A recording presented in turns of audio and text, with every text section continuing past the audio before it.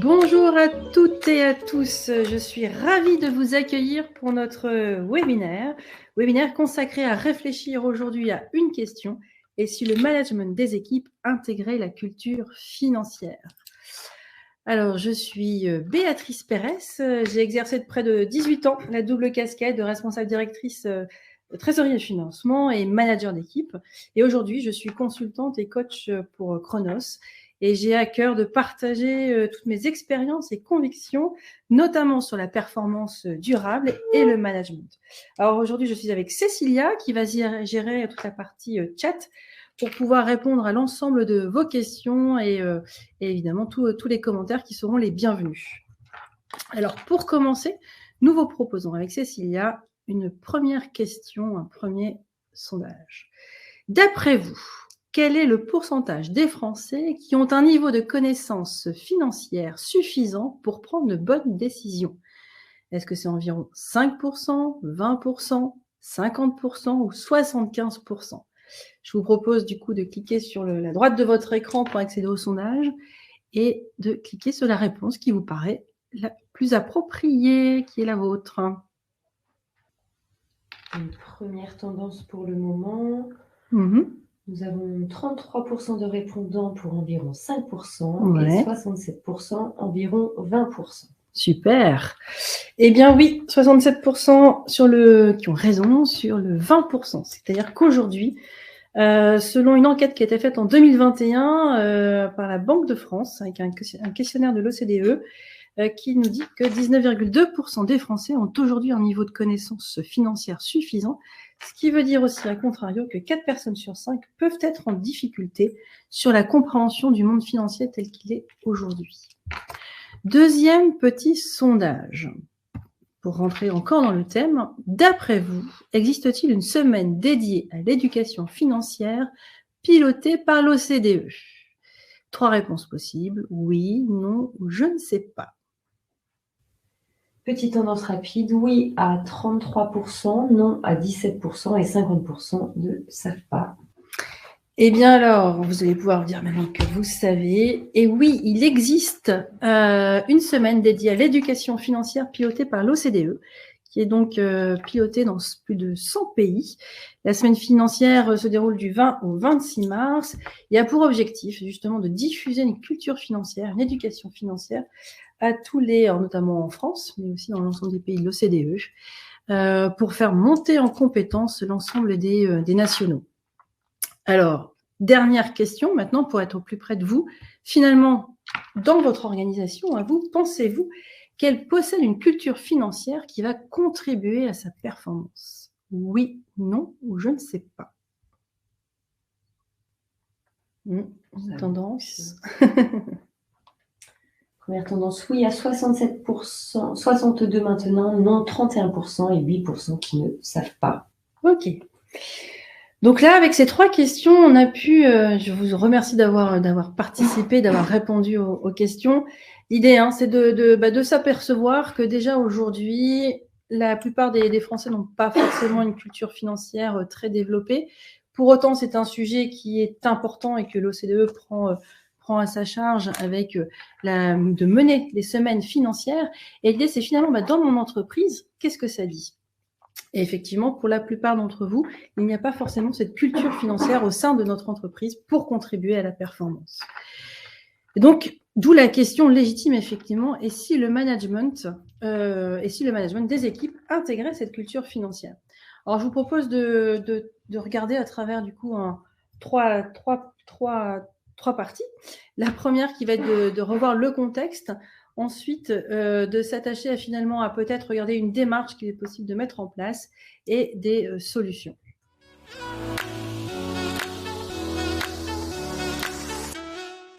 Si nous repartons sur ce temps de contexte, très certainement que vous connaissez l'acronyme VUCA, d'un monde vulnérable, incertain, complexe et ambigu. Donc, acronyme qui est né dans les années 80, qui aujourd'hui est remplacé par un nouvel acronyme qui s'appelle BANI, pour définir un monde, un nouveau paradigme dans lequel vous avez le B de Brittle, d'un monde qui va être fragile, anxieux, non linéaire et incompréhensible. dans ce nouveau paradigme, il est proposé effectivement de réfléchir à finalement quel sera de repenser la pérennité, la performance durable de l'entreprise, de notre entreprise dans cet environnement et de repenser finalement la place et l'autonomie de chacun dans cet univers, ainsi que le leadership des managers. En effet, la notion de fragilité va nous demander d'autant plus de résilience et de compétences. Ce côté anxiogène va nous demander aussi de réfléchir sur la notion d'empathie en entreprise et de pleine conscience des moments dans lesquels nous sommes. Le non-linéaire, lui, va nous emmener sur cette notion de finalement comment comprendre le contexte dans lequel nous sommes et de pouvoir s'y adapter. Et enfin, là, le côté incompréhensible qui nous amène à réfléchir, à dire finalement quelle est la transparence qu'on peut donner et la place à l'intuition. Alors, dans ce monde banni et dans une conjoncture aujourd'hui fortement impactée, vous le savez, par l'inflation, avec près de 6% d'inflation depuis le début de l'année, un coût du travail qui est aussi bondi de près de plus de 5%, chaque entreprise aujourd'hui se bat pour sa pérennité. Sa pérennité, c'est aussi du coup asseoir sa position, ou en tout cas la maintenir, sa position de marché sur le long terme, comment je peux rester rentable et compétitif, avoir une vision claire, une stratégie et des objectifs, et évidemment pouvoir appliquer des processus qui soient à la fois efficaces tant pour les opérations que la finance, que les hommes. Il s'en dégage alors dans cet environnement, dans la réflexion des directions des ressources humaines, 5 enjeux aujourd'hui. Un premier enjeu qui est évidemment de faire face aux transformations telles que du monde aujourd'hui. Un deuxième enjeu qui est d'améliorer la qualité de vie au travail. Un troisième enjeu qui est maintenir la performance. Tiens. Un quatrième enjeu qui est de développer une culture inclusive et d'encourager la diversité. Et enfin, un cinquième enjeu qui est de renforcer l'engagement des collaborateurs. Alors, ces enjeux RH, on va les regarder face à d'autres enjeux dans l'entreprise, ceux des directeurs financiers. Effectivement, les directeurs financiers, suite à l'étude de leurs enjeux, on a regardé côté grand groupe et côté ETI, PME. On se rend compte que les directions financières sont amenées à travailler évidemment sur le pilotage de la performance et de la gestion du cash, qui restent leurs enjeux prioritaires. Mais il est intéressant de noter que l'organisation et la gestion des talents, qui était d'un des enjeux, commence à pointer son nez de plus en plus. Et d'ici à 3 ans, à passer à la 2e, voire 3e position en termes d'enjeux.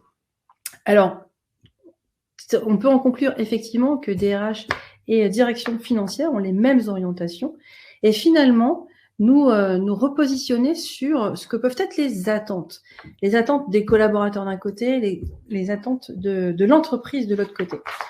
Alors, moi, collaborateur, finalement, j'ai besoin de quoi? Quand on regarde tout ça, j'ai besoin d'être dans une entreprise qui va être pérenne, j'ai besoin de connaître ma contribution dans cette entreprise et j'ai besoin d'autonomie et de prise de décision. De l'autre côté, moi, entreprise, je souhaite être pérenne, je souhaite être encore là dans 50, 100, 150 ans. Je souhaite du coup avoir des indicateurs financiers qui soient évidemment ouverts. Je souhaite être agile pour évoluer dans ce monde banni. Je souhaite aussi avoir des collaborateurs satisfaits et performants et évidemment avoir une utilité au monde. Alors l'idée, c'est finalement de se poser comment pouvoir se retrouver. Et là, quand je regarde ces deux statistiques-là, cette étude qui a été faite par Kantar, on peut se rendre compte que le chemin est encore à tracer. Pourquoi?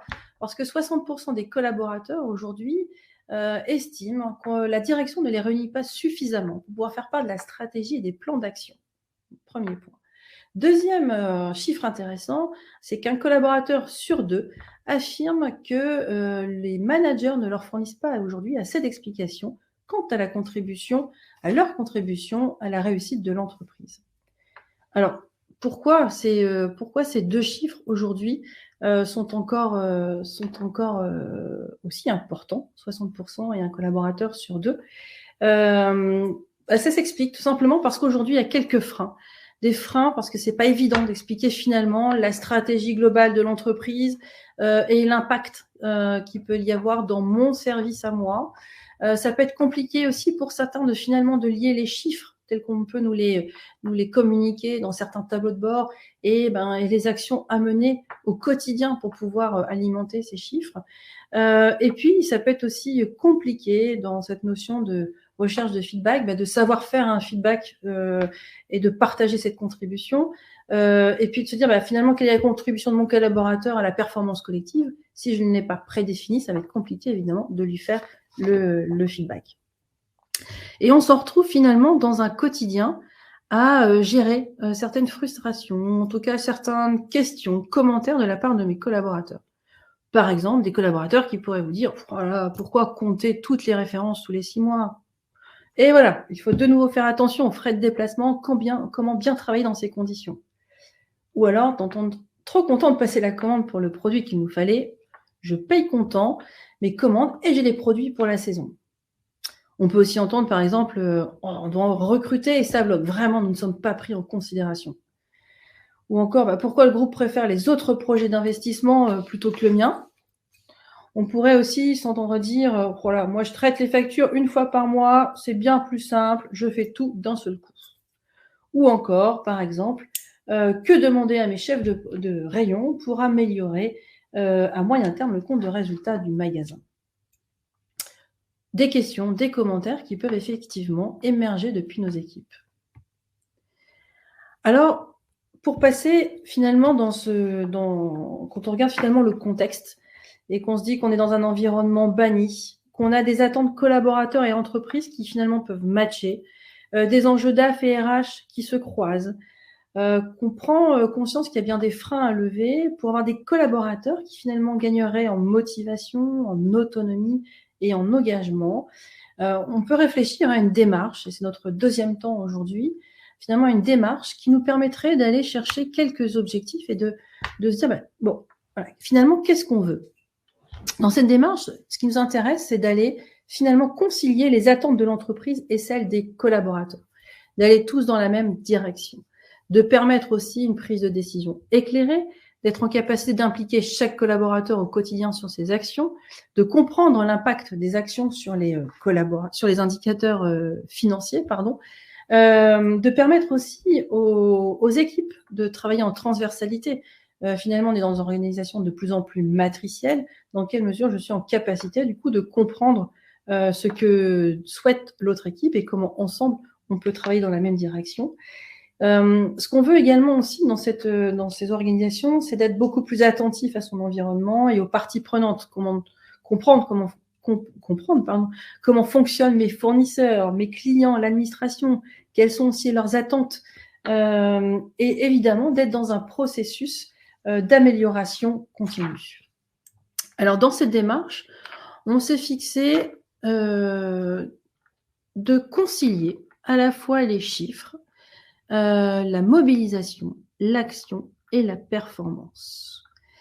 L'idée, c'est de se dire, voilà, comment des chiffres, je peux aller mobiliser pour mettre en action mes collaborateurs et accéder à la performance. Et l'idée est partie de se dire aussi que, contrairement à une idée répandue, il n'y a pas que les financiers qui sont impliqués dans les chiffres et dans la conciliation des chiffres avec le reste de l'action dans l'entreprise. L'idée, c'est vraiment qu'en mobilisant l'ensemble des collaborateurs, d'avoir un effort collectif de chacun, on parviendra à créer de la valeur à tous les étages et vraiment œuvrer pour la performance durable de l'entreprise. Alors, tout simplement, comment faire? Eh bien, diffusons une culture financière. Permettons à chacun ou chacune de bien comprendre le fonctionnement de l'entreprise, l'environnement dans lequel il est. N'oubliez pas qu'effectivement, on l'a vu dans le sondage, c'est que la connaissance, la culture financière aujourd'hui des Français est plutôt faible. Donc, comment leur apporter finalement cette compréhension du monde de l'entreprise, du monde de l'économique, de l'environnement, les principes financiers, comptables, qu'est-ce qu'une gestion des risques, peut-être aussi ce qu'est un budget, et au-delà de ça, toute la partie, effectivement, tous les principes financiers, comptables, compte de résultats, bilan, etc. On peut également faire dans la culture financière, faire un zoom sur ce que vous avez peut-être déjà entendu, la culture cash. Alors oui, facturer, c'est bien, mais encaisser, c'est mieux. Et on le sait, une entreprise meurt par le manque de cash. L'idée, au-delà de la culture financière, si on fait ce petit zoom sur la culture cash, c'est vraiment aussi de développer au sein de toute mon entreprise cet état d'esprit collectif qui permettra à tous les niveaux d'améliorer l'ensemble de la gestion des flux de trésorerie, les flux entrants, les flux sortants, et comment moi, collaborateur, je peux en avoir un impact sur sur la facturation, sur le crédit client, sur l'encours, sur ma gestion des stocks.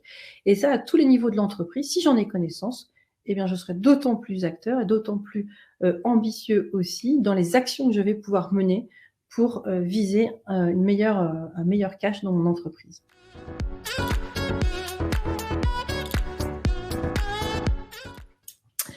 Alors, cette démarche-là, nous, on l'initie avec une démarche en 3 temps que je vous propose de travailler, de regarder, pardon.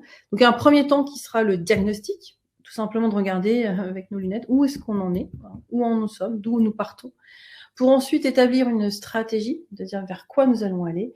Et enfin, cette stratégie, on va y poser des rituels pour pouvoir la piloter de façon efficace.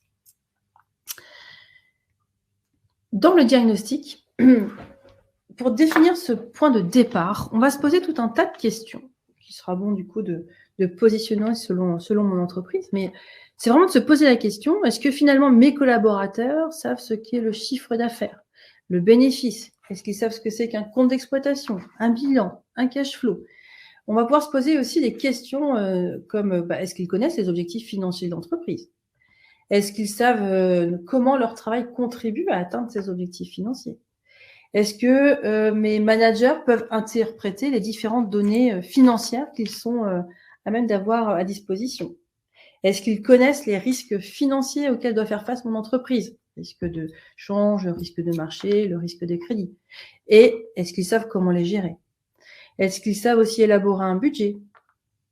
Est-ce que mes collaborateurs connaissent la politique financière de mon entreprise? Tout ce qui est lié aux politiques de crédit, de facturation, d'achat, de paiement.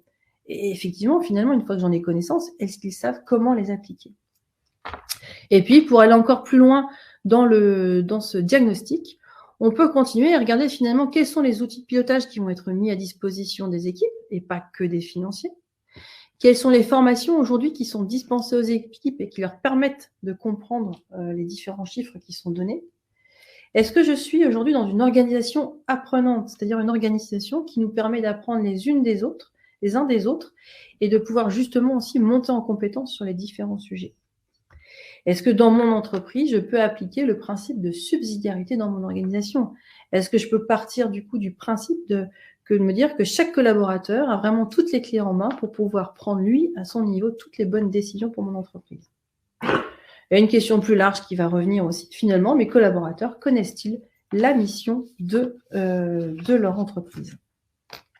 Alors, une fois le diagnostic établi, on va pouvoir se positionner finalement notre ligne dans les starting blocks et de se dire finalement ce qu'on a à faire pour pouvoir amener les collaborateurs à plus d'autonomie et plus effectivement d'engagement, le cas échéant, sur leur prise de décision. Pardon. Alors, le deuxième temps, c'est sur la stratégie. L'objectif, c'est à travers ces quatre thèmes d'être en mesure d'aligner toute l'entreprise. Donc, la stratégie, on l'a définie sur quatre thèmes. 1, l'alignement. 2, la transparence. 3, l'ambition. Et 4, la mesure.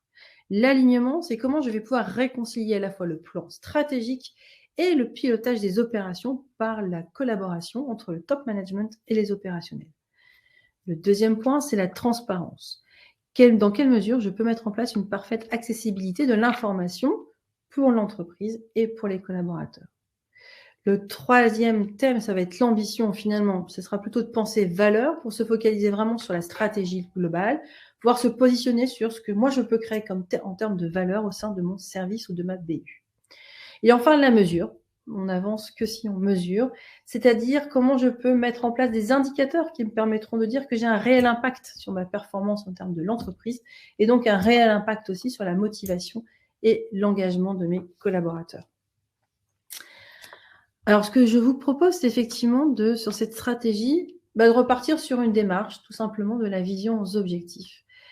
Quand on est au top management, on va effectivement réfléchir à où je veux voir mon entreprise, quelle est son utilité dans le monde, quel est le why, la valeur que je vais apporter au monde. De cette vision, cette raison d'être, il est important du coup d'en découler des missions, des ambitions, c'est-à-dire ce qu'on va souhaiter accomplir pour pouvoir répondre à cette raison d'être. Et puis, on va redescendre d'un niveau pour dire finalement, qu'est-ce sur quoi je dois travailler pour accomplir cette mission? quelle est la stratégie que je vais mettre en place, donc une stratégie qui peut être sur 2, 3, 4 ans, et qui sera du coup décrite pour ensuite être en ouverture sur les objectifs. Et là, on va recaler complètement et concrètement sur le terrain. Finalement, qu'est-ce que je dois avoir accompli dans l'année, dans les 2 ans, dans les 3 ans, qui me permettent de répondre aux axes stratégiques qui auront été définis par l'entreprise. Et dans ce cadre-là, effectivement, l'idée, c'est de savoir où on va aller et avec sur quoi, à quoi je vois que je vais y être, en fait, à cette réalisation de stratégie. Pour nous accompagner, voilà, j'ai souhaité non pas améliorer, mais vous présenter un exemple qui peut être parlant. Et effectivement, on est dans la réflexion ou dans la philosophie de ce qu'on appelle les OKR, c'est-à-dire quels sont les objectifs et les résultats clés que je dois obtenir pour répondre à l'objectif. Donc, c'est toute une philosophie qui est intéressante d'avoir en tête, et de dire finalement de partir d'une demande d'une entreprise pérenne, durable, ce qui va être d'améliorer la rentabilité, par exemple, de mon restaurant. À quoi je verrai que j'ai amélioré la rentabilité de mon restaurant? Tout simplement parce que j'ai choisi en indicateur de résultat KR1 d'augmenter le panier moyen, par exemple, de 25%. Et puis, je vais mettre un autre indicateur de réussite qui pourrait avoir un taux de remplissage supérieur à 90% tous les jours de la semaine. Et à partir de là, je peux coopérer, collaborer et travailler avec l'ensemble de mes équipes pour se dire aux équipes, bah tiens, finalement, comment vous voyez les choses pour pouvoir améliorer cette rentabilité. Là, l'exemple va mettre en place les 3 équipes principales du restaurant, l'équipe cuisine, l'équipe boisson et l'équipe communication. Et dans cette démarche, chaque équipe va pouvoir proprement définir son propre objectif, qui sera ambitieux. Par exemple, l'équipe cuisine qui va dire « Ok, pour améliorer la rentabilité de mon restaurant, je propose d'obtenir une étoile au guide Michelin. » Et à partir de cet objectif ambitieux, on va aller se fixer du coup le chemin, les KR, les Key Results, c'est-à-dire mes objectifs clés que je dois avoir réalisés dans l'année ou dans les 2 ans, qui me permettront de dire que je suis sur ce chemin pour pouvoir du coup améliorer la rentabilité de mon restaurant. Donc là, l'exemple citera par exemple d'aller dîner dans 15 restaurants étoilés pour comprendre les critères et la qualité nécessaires, ou alors d'utiliser 95% de produits issus du cycle court, par exemple. L'équipe boisson, elle peut se fixer un tout autre objectif, qui va être de monter en gamme sur l'offre boisson, avec des indicateurs de réussite, qui serait par exemple de concevoir 3 nouveaux cocktails, etc. Et l'équipe communication, qui elle travaillera du coup sur un autre objectif, positionner le restaurant comme étape incontournable des touristes, avec ses propres indicateurs. Quand on voit le tableau, on comprend évidemment que les services, cuisine, boisson, communication, les business units, vont travailler en transversalité, vont travailler ensemble pour un objectif commun qui va être d'améliorer la rentabilité de mon restaurant. Et ainsi, on aura bien la mission, la vision de l'entreprise dans laquelle les objectifs et l'organisation se mettra en place pour cette recherche de pérennité et de performance durable au sein du restaurant, pour l'exemple. Une fois qu'on a effectivement travaillé sur cette stratégie, le 3e point qui est important, c'est finalement de piloter. Piloter à partir de rituels d'animation. Donc ça, je pense que vous connaissez et vous savez qu'il est important d'avoir des rituels d'animation au sein des équipes pour tout simplement être ensemble et faire ensemble. Donc c'est ce que vous avez sur la partie gauche de la slide.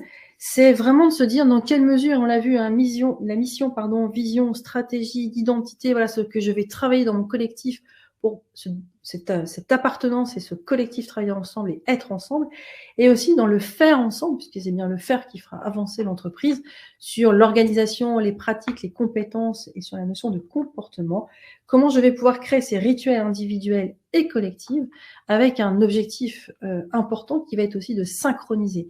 L'important de synchroniser mes équipes avec ce qui se passe dans le monde, dans notre environnement, par rapport à l'économique, par rapport au marché, et de synchroniser aussi l'individuel dans ce qu'il est dans la réalisation aujourd'hui au quotidien.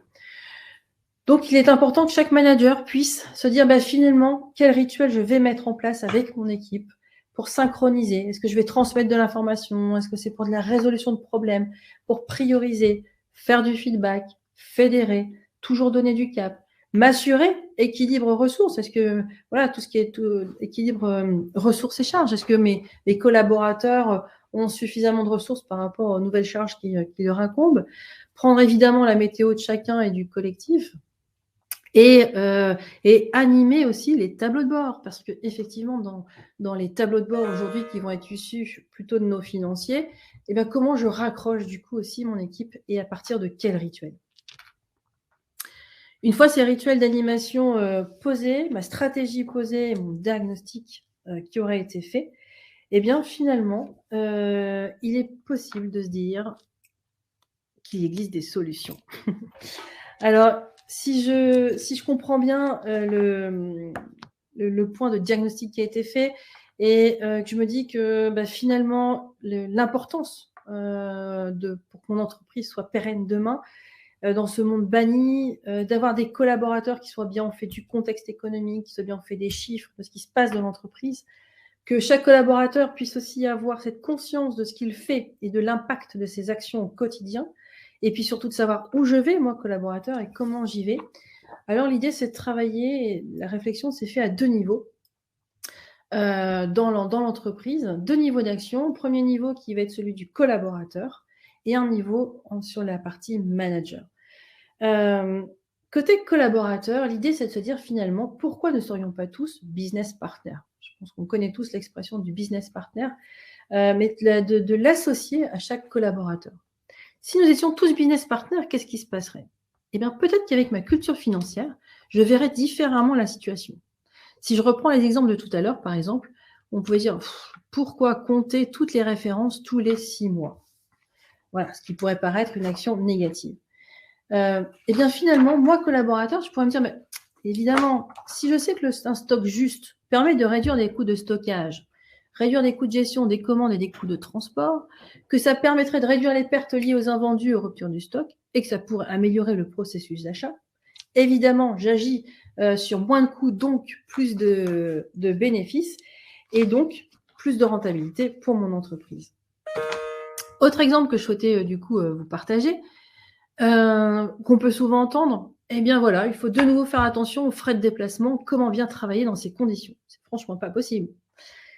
Alors que peut-être que si j'avais une culture financière, je me dirais, je sais effectivement que les frais de déplacement impactent le résultat de mon entreprise de façon négative. Alors peut-être que je pourrais me poser la question, ok, comment je vais faire? Comment je peux faire ce que j'ai à faire sans avoir forcément à me déplacer? Et là, on va peut-être activer de la résolution de problèmes, de la créativité et dans un système d'amélioration continue. Et évidemment, j'agis sur moins de coûts, donc plus de bénéfices, donc la rentabilité de mon entreprise.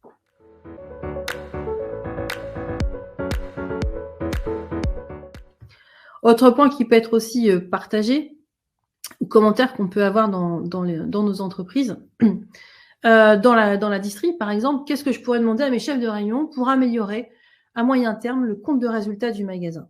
Compte de résultat, partie charge, partie produit. Ok, partie charge. Eh bien, je vais regarder. Je peux poser les questions. Est-ce que vous avez des stocks excessifs? Est-ce que vous avez des produits qui peuvent être en rupture de stock plus fréquemment que d'autres? Comment pouvez-vous optimiser votre gestion de stock pour éviter ces situations? On peut aussi avoir un autre regard sur la partie réduction des coûts d'exploitation du rayon. Comment pouvez-vous optimiser l'espace? Peut-on réduire les coûts d'énergie ou améliorer l'efficacité de l'équipe? On peut regarder aussi un troisième point qui serait lié au vol ou aux pertes dans les différents rayons. Si je regarde côté produit, on peut aussi se poser la question, finalement, côté produit, lesquels sont les plus vendus, lesquels seraient les moins vendus, et puis comment faire peut-être pour augmenter les ventes des produits qui paraîtraient les moins performants. Est-ce qu'on a des produits qui sont en rupture de stock? Quels sont les produits qui ont une marge qui est plus bénéficiaire? Comment on peut encore plus appuyer dessus? Ou plus globalement, en regardant dans la globalité de mon magasin peut-être, d'aller regarder finalement comment améliorer l'expérience client dans le rayon et plus globalement avec les autres rayons du magasin et peut-être maximiser les opportunités de vente croisée et augmenter les ventes globales de mon magasin. Voilà, l'idée c'est de se dire finalement à partir d'une question, si je connecte avec une culture financière que je peux avoir et commencer à regarder un peu les impacts que ça peut avoir. Si je fais un zoom sur une dernière question, ou voilà, un collaborateur qui dit je comprends pas, mon chef me demande de travailler sur des sujets qui vont me plomber ma marge dans les prochains mois. Ok. plomber ma marge dans les prochains mois, qu'est-ce que ça veut dire? Est-ce que c'est concrètement, est-ce qu'on va lui demander de réduire les prix? Est-ce que c'est d'accorder des remises importantes auprès en passage caisse? Qu'est-ce que ça peut avoir d'avoir des niveaux de stock qui vont être excessifs? Est-ce qu'on va lui demander d'accepter une augmentation des prix d'achat sur une certaine période? Est-ce que plus de coûts parce qu'on va devoir intensifier un plan marketing publicitaire? Voilà, l'idée, c'est de comprendre derrière, finalement, sur ce qu'on va lui demander concrètement et quel est l'objectif recherché au final. Est-ce que ça va être de créer du flux client? Est-ce que c'est de chercher à vendre en volume, gagner en qualité, se repositionner sur le marché?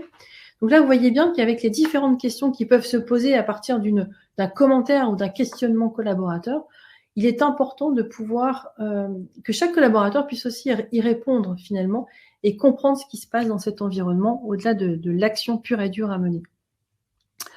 Alors, je vais vous passer le tableau qui suit, mais qui est intéressant de finalement avoir en tête et qui fera partie aussi, si vous êtes dans ces démarches-là, de se dire, voilà, quelles sont les actions concrètes que je peux mener dans mon service, au service achat, au service logistique, au service direction financière, facturation, et quelles seraient les conséquences, du coup, sur le compte d'exploitation de façon positive ou de façon négative pour bien comprendre effectivement ce qui se passe de droite et gauche, côté charge, côté produit, en fonction de mes actions.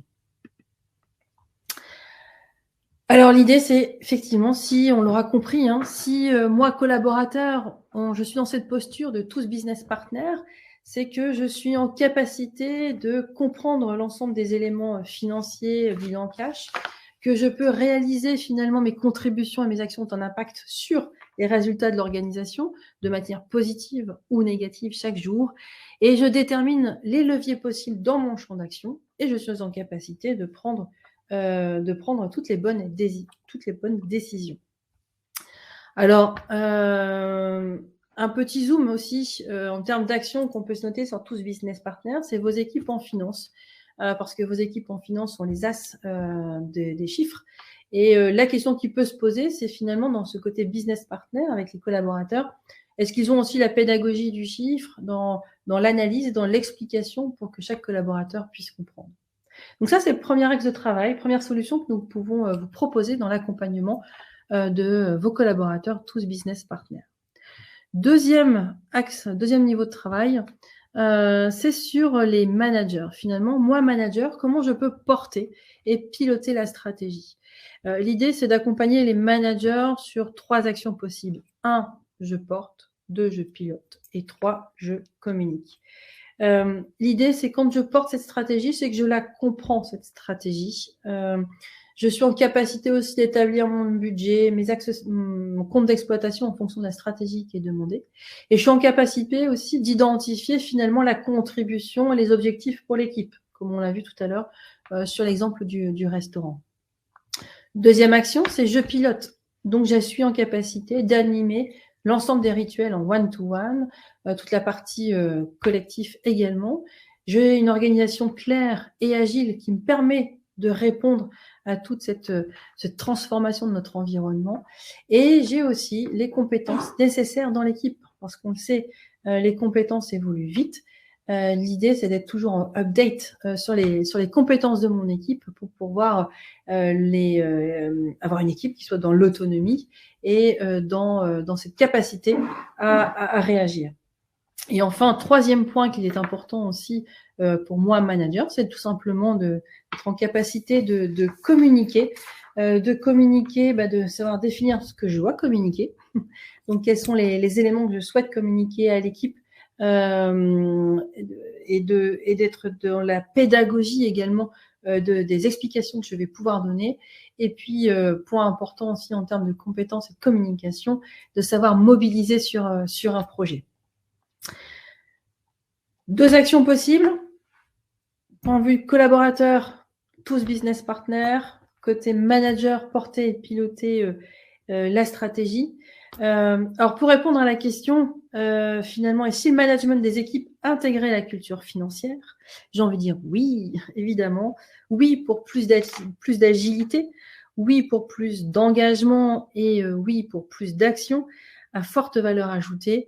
Et que chacun puisse, dans l'organisation, trouver sa bonne place et sa bonne rétribution, contribution pour que l'entreprise puisse être sur une performance durable et puisse être encore là dans 50 ou 100 ans, que l'entreprise soit pérenne. Voilà ce que je voulais vous partager sur ce Webi pour vous accompagner et accompagner l'ensemble de vos collaborateurs dans ce nouveau contexte, je vous rappelle, de l'acronyme BANI, en permettant à chacun, de par son agilité et ses compétences financières, puisse apporter énormément à l'entreprise. Eh bien, écoutez, je reste à votre disposition. Je vous remercie pour votre temps d'écoute. N'hésitez pas à me contacter si vous avez des questions ou pour poursuivre simplement l'échange. Et je vous souhaite une très très belle après-midi. À très bientôt. Merci. Merci, au revoir.